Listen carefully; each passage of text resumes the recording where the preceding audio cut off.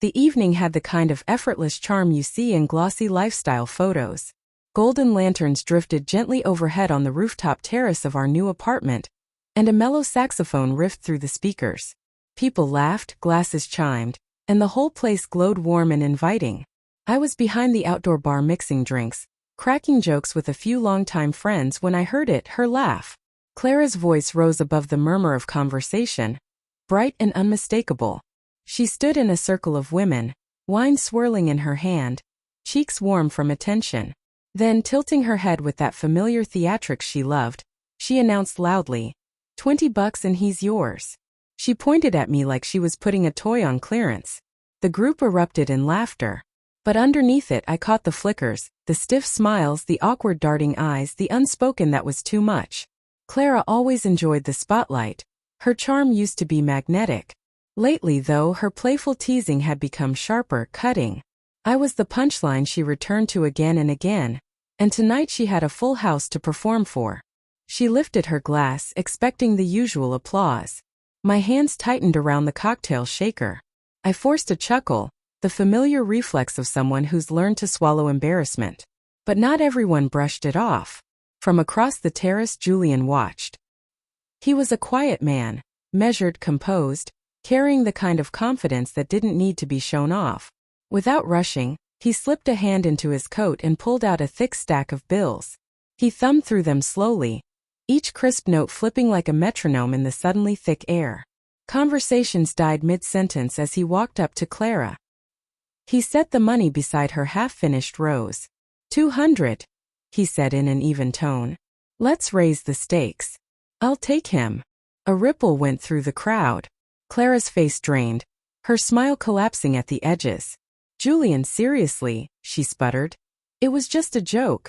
Was it? He replied calmly. Each word was soft, but sharp enough to split the silence. Because from here, it looks like you were the only one enjoying it. Now the looks weren't aimed at me, they were aimed at her. Even the background music faded into irrelevance. And standing there, watching her unravel under the weight of her own behavior, something in me shifted. I'd let her comments slide for years. Shrugged them off, excused them, convinced myself that letting it sting quietly was just part of loving someone. But not tonight. I stepped forward, keeping my voice level. I lifted the money, let it fall through my fingers, then placed it back on the table with deliberate calm. Worth, I said quietly but loud enough to carry, only matters until someone treats it like it doesn't exist. Her eyes filled. Not with sadness but with humiliation. She reached toward me, grasping for my hand, but I eased back, letting the gap between us show. Her fingers hung in the air, trembling. I didn't mean it, she whispered, throat tight. You never mean it, I said. But you never stop. The terrace grew still. Julian collected his money again, slipping it back into his pocket like nothing more needed to be said. Respect isn't something you wager for a laugh, he told her quietly, then gave me a single nod. An unspoken you deserved better than that. No one tried to revive the party after that. Voices faded, chairs were pushed back, glasses abandoned. Clara remained standing in the middle of it all, surrounded by evidence of a celebration that had died the moment she crossed a line. Later, when only moonlight shimmered across the empty terrace, she approached me. Her mascara streaked, her confidence shattered. Please, she begged. Let's just pretend none of this happened. I exhaled slowly. No, I said gently.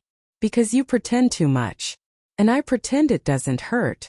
She folded into herself, truly undone. And for once I didn't reach out to hold her together. Some truths aren't meant to be softened.